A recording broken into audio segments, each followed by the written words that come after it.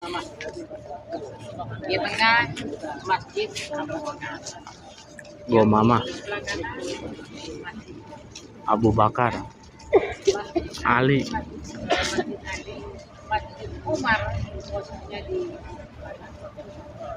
Masjid Umar dan Utsman. Jadi Khulafaur Rasyidin semua mempunyai masjid yang berdampingan dengan Masjid Nabawi Madinah Al-Munawwarah. Dan di ini dulunya memang masih banyak rumah penduduk ya, sampai mendekati dulunya itu penduduk. Sebagian Masjid Nabawi itu rumah penduduk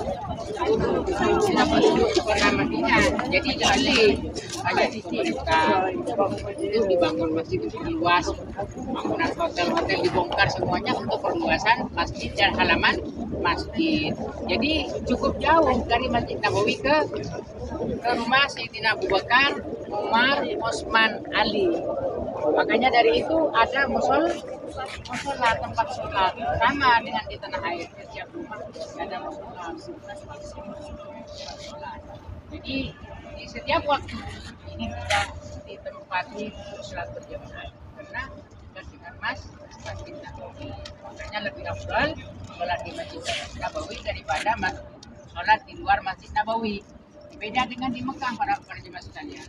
Kalau di Mekah yang dilipat gandakan 100.000 itu tidak hanya di Masjidil Haram.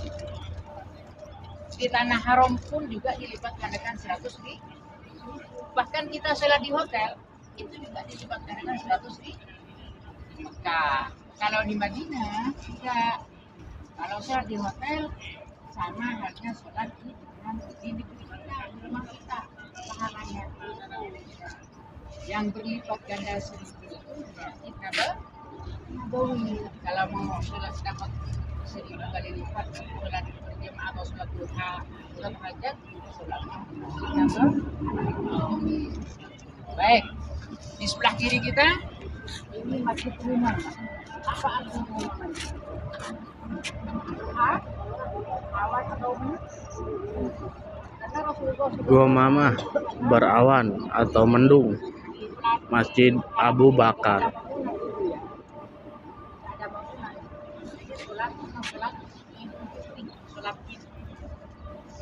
Dan juga pernah sholat istisqa, sholat hujan. Karena di sini diberi nama Masjid Umamah karena waktu itu Rasulullah Shallallahu Alaihi Wasallam sholat istisqa dan anggota sholat Idul Fitri itu tidak tenang. Waktu Rasulullah SAW berkhutbah waktu sholat Id, gelisah. Kenapa gelisah? Maka itu dilaksanakan untuk melaksanakan sholat istisqa. Maka kalau sudah lama tidak hujan, maka dianjurkan sholat istisqa.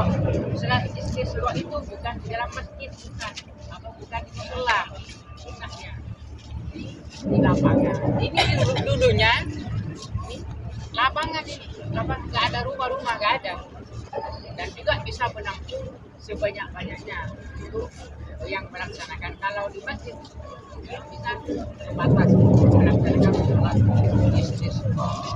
Dan sunnah-sunnahnya itu kan biasanya bawa apa?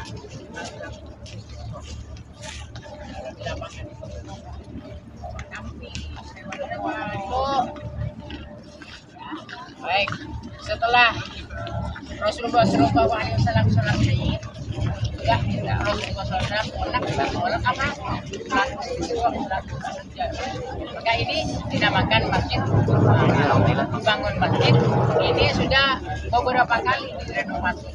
Oleh siapa? Oleh pemerintah Saudi Arabia, yaitu Raja Fahd.